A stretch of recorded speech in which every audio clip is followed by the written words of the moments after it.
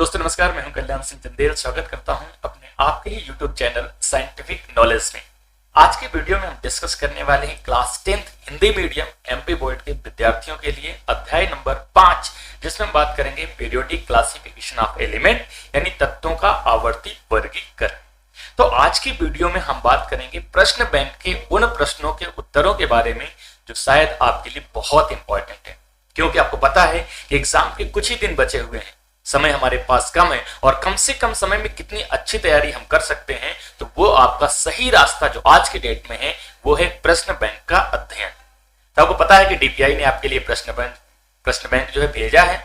अब प्रश्न बैंक में जितने भी प्रश्न दिए हुए हैं, यदि उनका अध्ययन हम बारीकी से कर लेंगे तो मुझे पूर्ण विश्वास है कि आपको 90+ मार्क्स मिलेंगे। ठीक है, तो चूंकि हमारे पास समय कम है इसलिए हम अपनी तैयारी को जारी रखते हैं और एक एक चैप्टर का मैं अध्ययन कर रहा हूं, उनका एनालिसिस कर रहा हूं, उनके आंसर आपके सामने ले आ रहा हूं। तो एक एक करके यदि आप बारीकी से वीडियो को देखते हैं, समझने का प्रयास करते हैं, तो निश्चित तौर पर आपको सारी चीजें बहुत ही आसानी से समझ में आ जाएंगी। अगर कुछ भी नहीं समझ में आता है तो कमेंट सेक्शन आपके लिए ओपन है, आप जाके कमेंट कर सकते हैं। अगर आपका कमेंट लगता है मुझे तो मैं तुरंत आपको आंसर दूंगा। ठीक है, अब यहाँ पर रही बात तैयारी की, तो मैं बता दूं कि ये चैप्टर नंबर 5 है, केमिस्ट्री का पोर्शन लगभग खत्म होने वाला है। तो अगर आपने 5 वीडियो देख लिए होंगे तो मुझे बल्कि पूर्ण विश्वास है कि आपको कॉन्फिडेंस भी आ गया होगा। ठीक है, तो आप बने रहिए मेरे साथ, तैयारी करते रहिए। अगर चैनल में नए हैं तो सब्सक्राइब कीजिए, बेल आइकन प्रेस कीजिए। अगर आपको पसंद आता है तो दोस्तों में शेयर कीजिए ताकि सभी का फायदा हो सके। ठीक है, तो बने रहिए मेरे साथ, देखते हैं आज का वीडियो और सीखते हैं कुछ नया।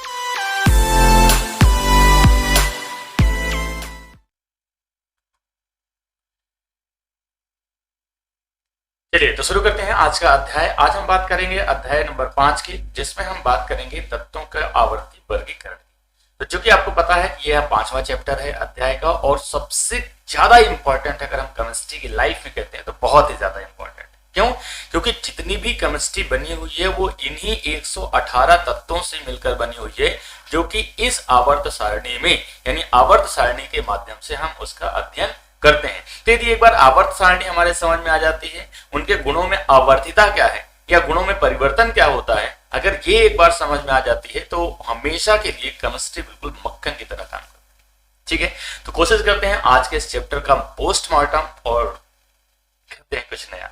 ठीक है, चलिए सबसे पहले हम बात करते हैं इसके ब्लूप्रिंट की बात करते हैं। तो ब्लूप्रिंट के अनुसार अगर हम बात करें तो यहां से केवल 3 मार्क्स के क्वेश्चन पूछे जाएंगे इस बार बोर्ड एग्जाम में, जिसमें आपका 1 नंबर का एक वस्तुनिष्ठ यानी 1 नंबर का प्रश्न पूछा जाएगा, जिसमें आपका मल्टीपल चॉइस यानी बहुविकल्पी प्रश्न हो सकता है, फिल इन द ब्लैंक्स हो सकता है, रिक्त स्थान हो सकता है, सत्यासत्य हो सकता है, मैच द कॉलम हो सकता है, और या फिर इसके अलावा 1 वर्ड यानी एक शब्द में उत्तर दीजिए, ऐसे प्रश्न पूछे जाते हैं। और दूसरा 1-2 नंबर का प्रश्न पूछा जाएगा, यानी टोटल अगर हम बात करें तो 1 + 2 = 3 यानी टोटल 3 नंबर का प्रश्न यहां से पूछा जाएगा। ठीक है, तो इसमें दिक्कत नहीं है, टेंशन लेने की जरूरत नहीं है, एग्जाम आपका बिल्कुल पास है। अगर एक रिवीजन में अगर आप सीखना चाहेंगे तो उम्मीद नहीं बल्कि पूरा विश्वास है कि आपको एक ही बार में चैप्टर हो जाएगा रट्टा। ठीक है, तो रटने की जरूरत नहीं है, एक बार समझने की जरूरत है, और अगर समझ में आ गया तो मुझे नहीं लगता कि आपको कोई भी प्रॉब्लम होने वाली है। चलिए सबसे पहले हम बात करते हैं प्रश्न क्रमांक 1 का सही विकल्प चुनकर उत्तर दीजिए। तो हम सभी को पता है कि आपका ये प्रश्न कहता है कि कोई भी क्वेश्चन दिया हुआ है उसमें 4 सही आंसर दिए हुए आपके लिए, उसमें से आपको एक सिलेक्ट करना है जो कि करेक्ट आंसर है। जैसे फर्स्ट नियम कहता है कि अष्टक नियम किस तत्व तक उपयोगी होता है। तो आपको पता है कि जो अष्टक है वो किसने दिया था? न्यूलैंड्स ने दिया था। अब न्यूलैंड्स ने जिस समय क्लासिफिकेशन किया था, वर्गीकरण किया था तत्वों का, उस समय तक हमारे पास जितने भी तत्व डिस्कवर थे, खोजे जा चुके थे, उनमें से केवल कैल्शियम था। कैल्शियम जिसका एटॉमिक नंबर होता है 30। तो यहां तक जो तत्व थे, इसके पहले जितने तत्व थे वहां तक तो बिल्कुल सही था, लेकिन इसके बाद उसमें कई सारी विसंगतियां आ गई थी, जिसकी वजह से जो न्यूलैंड्स का लॉ ऑफ ऑक्टेव है यानी अष्टक का नियम है वो क्या हो गया था? समाप्त हो गया था। ठीक है, चलिए आगे हम बात करते हैं मेंडलीव के आवर्त नियम के अनुसार तत्व को आवर्त तालिका में व्यवस्थित किया गया है। व्यवस्थित करने का क्रम क्या है? तो आपको पता है, चाहे हम डोवेनियर की बात करें, चाहे न्यूलैंड्स की बात करें, चाहे मेंडलीव की बात करें, इन्होंने जब प्रारंभिक क्लासिफिकेशन किया था तत्वों का तो उन्होंने परमाणु भार के आधार पर किया था। तो सभी ने परमाणु भार के बढ़ते हुए क्रम में तत्वों को अरेंज किया था। तो यहां पर अगर ऑप्शन देखें कौन सा करेक्ट है तो बढ़ता हुआ परमाणु क्रमांक, ये आपका गलत है। घटता हुआ परमाणु क्रमांक, क्योंकि परमाणु क्रमांक का यहाँ पर कोई भी रोल नहीं था, केवल किसका रोल था, तो वो था आपका परमाणु भार का, और कौन सा, बढ़ता हुआ। तो यहाँ पर सा ऑप्शन दिया हुआ बढ़ता हुआ परमाणु द्रव्यमान, तो ये बिल्कुल सही है। तो यहाँ पर आपका सही ऑप्शन कौन सा हो जाएगा, ऑप्शन सा। क्लियर है सभी को? चलिए आगे बढ़े नेक्स्ट पेज की ओर। चलिए आगे बढ़ने से पहले, आगे क्वेश्चन करने से पहले मैं आपको पीरियोडिक जो टेबल है, जो मॉडर्न पीरियोडिक टेबल है, जो आपका हेनरी मोजले ने दिया है, तो हेनरी मोजले ने जो पीरियोडिक टेबल दिया है उसका एक चित्र मैंने आपके सामने खींचा है, मैंने खुद बनाया है बड़ी मेहनत करके। एक बार मैं इसका ओवरव्यू दे देता हूं, आपको एक बार समझा देता हूं, तो उम्मीद है कि आगे के क्वेश्चन आपके लिए और आसान हो जाएंगे। ठीक है, तो सबसे पहले हम बात करते हैं कि जो पीरियोडिक टेबल है इसको हम 4 अलग अलग ब्लॉक में बांटते हैं। कैसे?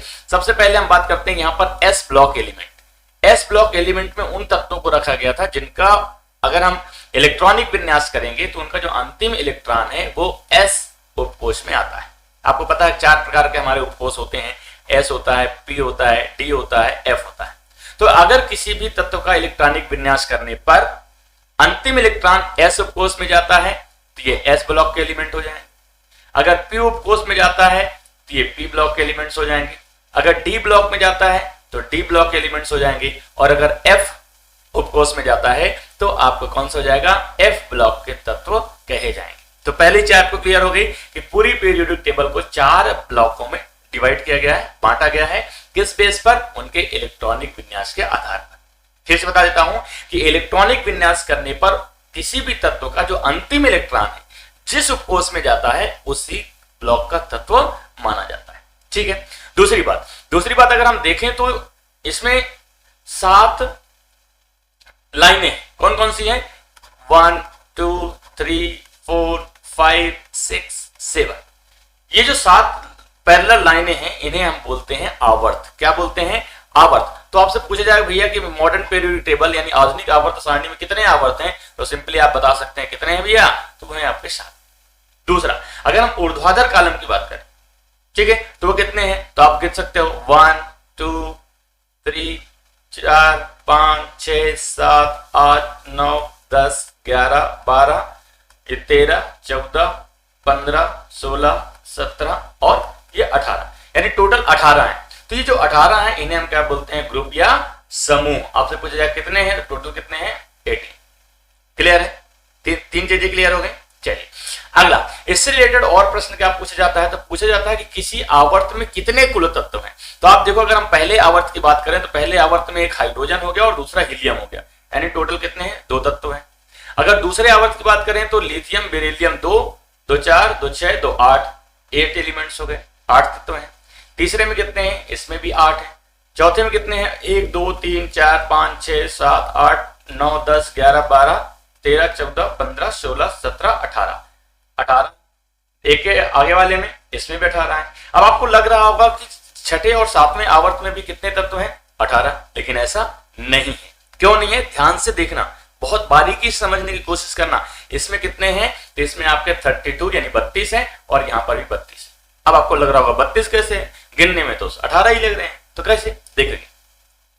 यहां पर ध्यान से देखना, तो आप यहां पर देखेंगे ये है आपका लैंथेनियम La और ये है आपका एक्टिनियम Ac। तो यहां पर आप ध्यान से देखो तो 57 to 71 यानी 57 से लेकर 71 तक के जो तत्व हैं वो गायब। तो ये है कहां, तो आपको ये यहां पर मिलेंगे।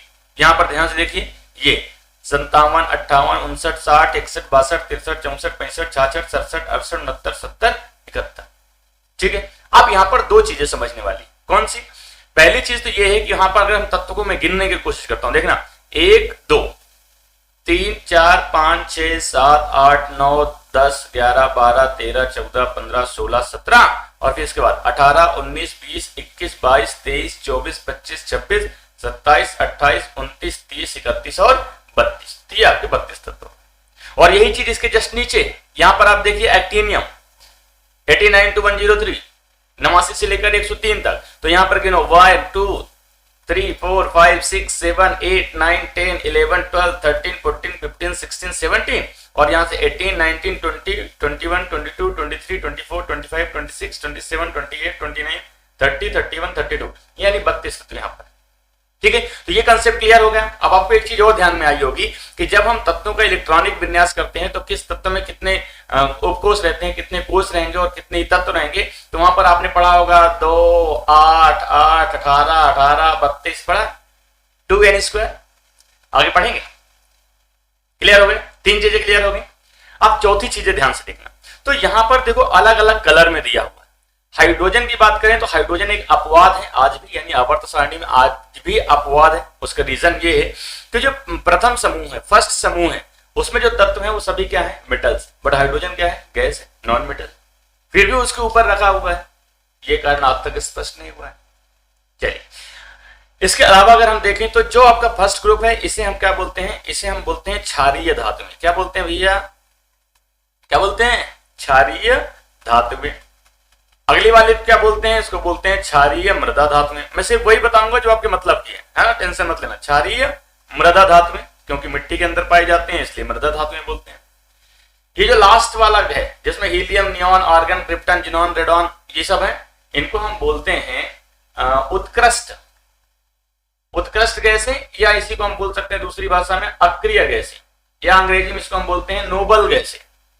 क्यों, क्योंकि इनकी वैलेंसी शून्य होती है, संयोजकता शून्य होने की वजह से किसी के साथ अभिक्रिया नहीं करते हैं। और उसके जस्ट बगल में ये वाला जो पोर्शन है 17 नंबर का जो समूह है, फ्लोरीन, क्लोरीन, ब्रोमीन, आयोडीन जिसमें है, इन्हें हम बोलते हैं हैलोजेंस। क्या बोलते हैं, हैलोजेंस। ठीक है, अब यहां पर दो चीजें स्पष्ट कर देता हूं। एक तो यहां पर ये वाली लाइन देखना, कौन सी, ये boron, silicon, gallium, antimony, polonium, ये वाली सीरीज देखना। ये आपकी एक सेपरेशन बाउंड्री है। सेपरेशन बाउंड्री मतलब ये एक ऐसी बाउंड्री है जो कि धातु और अधातु दोनों को अलग करती है। मतलब इसके इधर जितने भी तत्व हैं ये सभी क्या हैं, ये सभी धातु हैं, और इसके इधर जितने भी सब क्या हैं, अधातु। अब भैया ये धातु अधातु हैं तो ये बीच वाले क्या हैं, तो ये बीच वाले को बोलते हैं हम उपधातु। समझ में आया ना। तो इस तरह से अब अगर इसमें गुणों की बात करते हैं तो जब बाएं से दाएं जाते हैं तो धात्विक गुण कम होता है, अधात्विक गुण बढ़ता है। फिर साइज की अगर बात करें तो वो भी हम आगे डिस्कस करने वाले, लेकिन एक ओवरव्यू आपके सामने आ गया होगा कि पीरियोडिक टेबल का ओवरव्यू कैसे होता है। चलिए भैया आगे बढ़े, आगे क्वेश्चन करते हैं। समय अपने पास कम है, ज्यादा टाइम नहीं लेते हैं, लेकिन अगर कुछ भी डाउट रहता है तो फिर से मैं बैक आके आपको यहाँ पर समझाने का प्रयास करूंगा। ठीक है, चलिए आगे बात करते हैं। प्रश्न क्रमांक 3 कहता है कि निम्नलिखित में से कौन सा कथन आधुनिक आवर्त तालिका के संदर्भ में सत्य है। आपको बताना है सत्य है। तो पहला इसमें 18 क्षैतिज पंक्तियां जो आवर्त कहलाते हैं।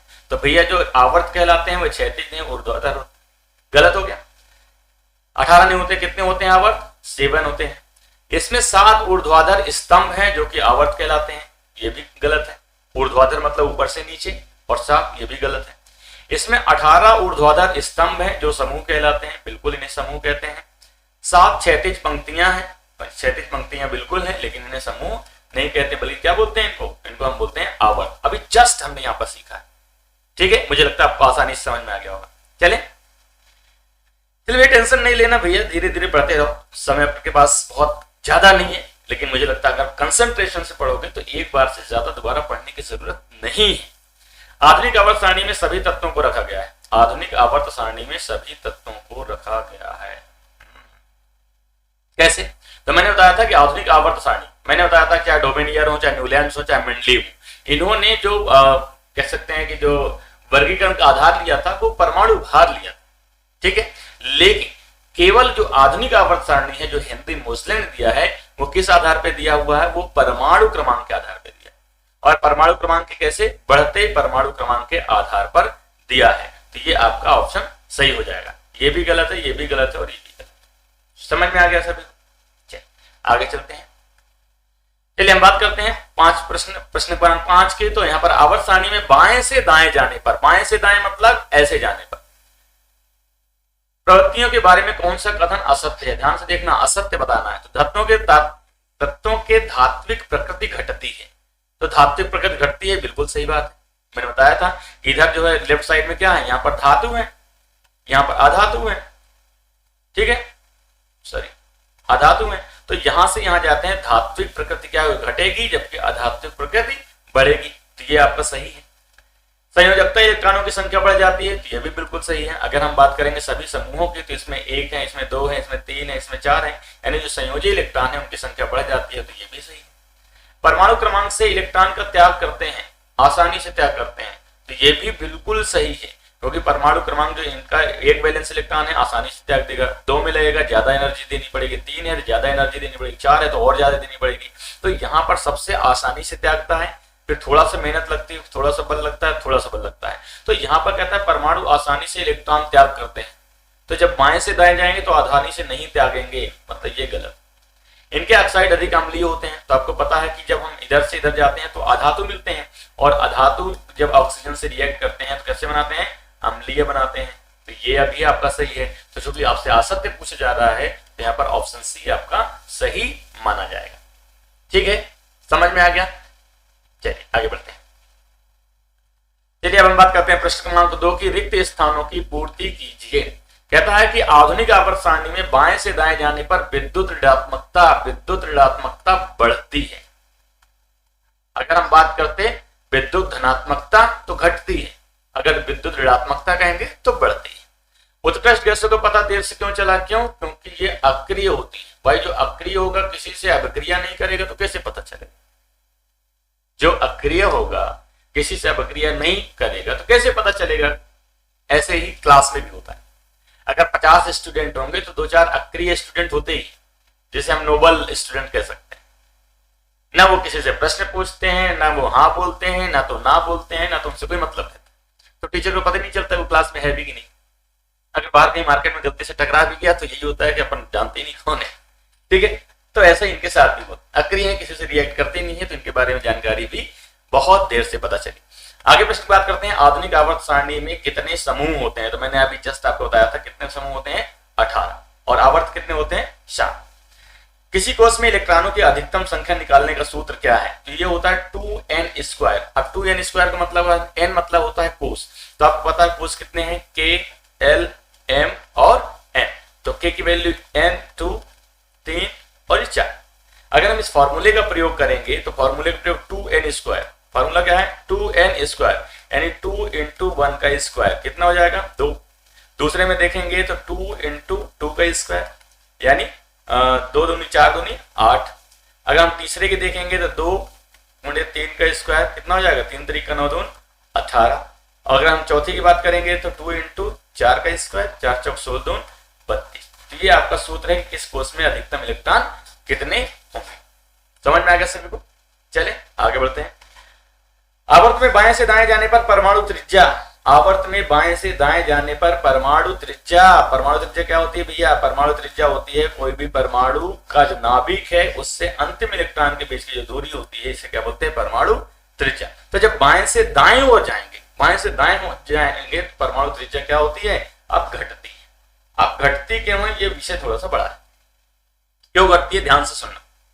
सामान्यतः क्या होता है कि जब हम बात करते हैं ऊपर से नीचे आने की, तो ऊपर से नीचे जैसे जैसे आते हैं, चलिए मैं आपको थोड़ा सा बैक ले चलता हूं और आपको समझाने का प्रयास करता हूं। चलिए यहाँ अगर हम ऊपर से नीचे आएंगे तो आपको पता है, अगर हम हाइड्रोजन की बात करें तो उसमें केवल 1 कोष है, लिथियम में 2 कोष है, सोडियम में 3 कोष है, पोटेशियम में 4 कोष है, रुबिडियम 5 कोष है। यानी ऊपर से नीचे आएंगे तो कोषों की संख्या बढ़ेगी। तो भैया अगर मान लेते हैं कोषों की संख्या बढ़ती जाएगी तो उसका परमाणु साइज क्या होगा, बढ़ेगा, सबको पता है। बट अगर बाएं से दाएं जाएंगे तो बाएं से दाएं जाने में सेल यानी जो कोष होते हैं उनकी संख्या बढ़ती नहीं, बिल्कुल नहीं बढ़ती। तो होता क्या है कि जो वैलेंस सेल होते हैं, वैलेंस इलेक्ट्रॉन होते हैं, संयोजी इलेक्ट्रॉन होते हैं, उनकी संख्या बढ़ती है। जब उनकी संख्या बढ़ती जाएगी यहाँ पर, तो इलेक्ट्रॉन और नाभिक के बीच में जो आकर्षण बल है वो बढ़ेगा, और आकर्षण बल बढ़ने की वजह से जो बाहर का जो कोष है वो अंदर की तरफ खिंचता है, जिसकी वजह से जो इसका परमाणु साइज है वो क्या हो जाता है, कम हो जाता है, यानी घटता जाता है। समझ में आ गया, ठीक है। तो यहां पर परमाणु त्रिज्या क्या होती है, घटती है। क्लियर है, चलिए आगे बढ़ते हैं। अब हम बात करते हैं जो आपके लघु उत्तरीय प्रश्न है। लघु उत्तरीय प्रश्न में आपका जो क्वेश्चन पूछे जाते हैं वो लगभग 50 से 70 वर्ड में पूछे जाते हैं, आप उसका आंसर दे सकते हो। चलिए सॉरी, ये माफी चाहता हूं, ये आपके अति लघु उत्तरीय प्रश्न है। अति लघु उत्तरीय जो कि केवल एक शब्द या एक वाक्य में उत्तर देना रहता है। तो किस तत्व का इलेक्ट्रॉनिक विन्यास 282 है? तो 282 कितना हो गया? 8 2 10 2 12। 12 किसका है? मैग्नीशियम। अगला कहता है किस तत्व में पहले कोष से दोगुने इलेक्ट्रॉन होते हैं? पहले कोष में 2 है, दूसरे में 4 है, तो टोटल कितना हो गया? 6। 6 मतलब कार्बन।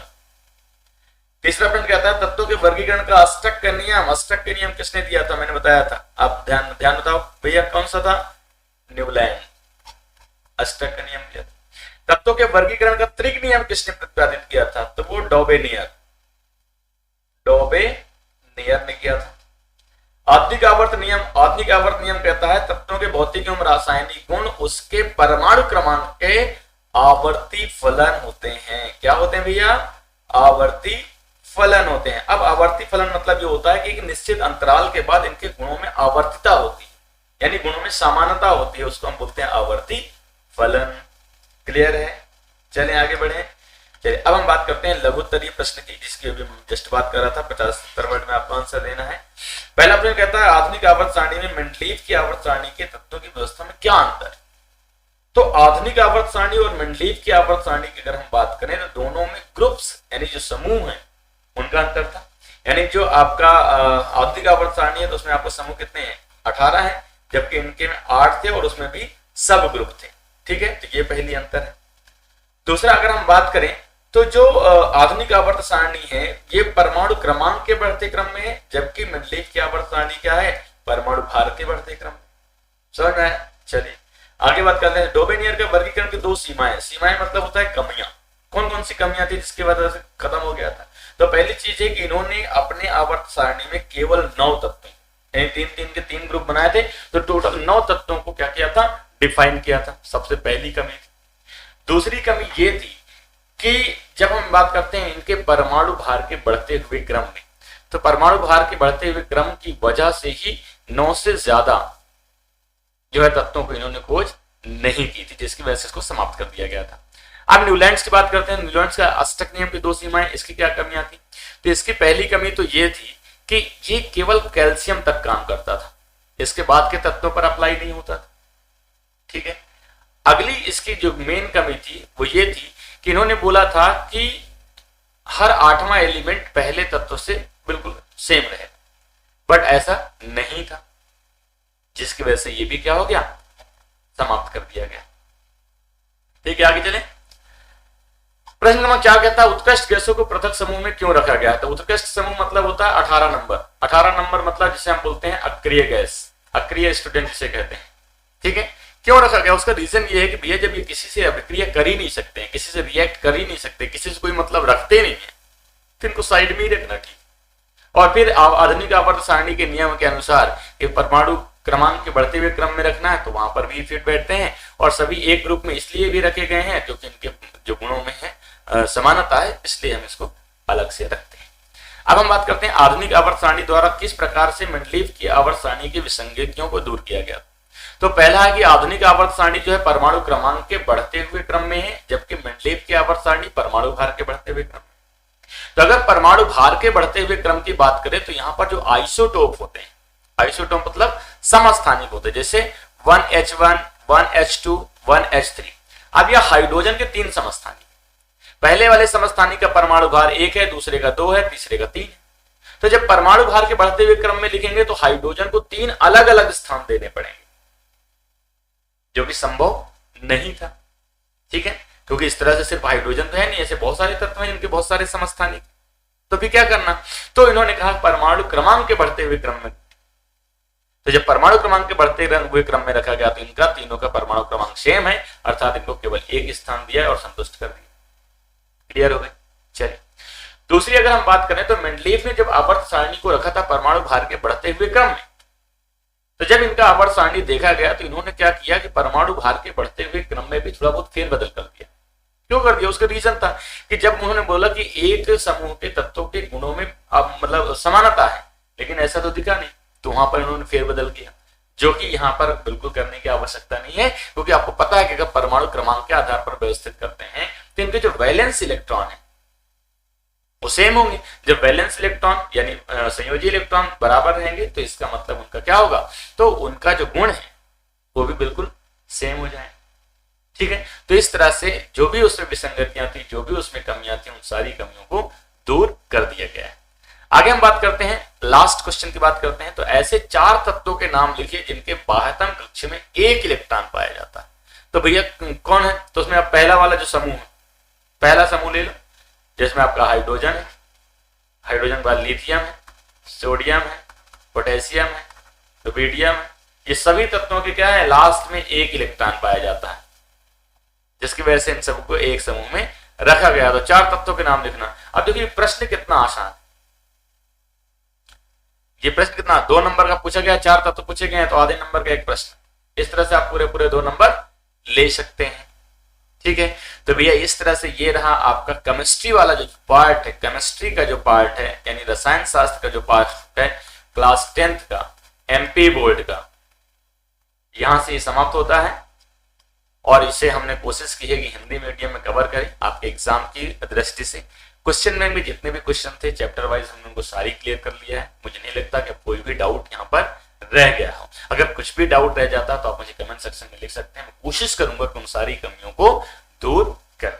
ठीक है, तो मुझे उम्मीद नहीं बल्कि पूरा विश्वास है कि आपको ये आवर्त सारणी का, इस चैप्टर का जितने भी क्वेश्चन बैंक में दिए होंगे उनको बहुत बारीकी से मैंने समझाने का प्रयास किया है। ठीक है, अगर आपको लगता है कि वीडियो आपके लिए हेल्पफुल है तो आप लाइक करिए, शेयर करिए, चैनल में नए हैं तो सब्सक्राइब कर लिए, क्योंकि 11th और 12th की जो केमिस्ट्री है उसके सारे चैप्टर्स का बारीकी से मैं अध्ययन करके आपके पास वीडियो पहुंचाऊंगा।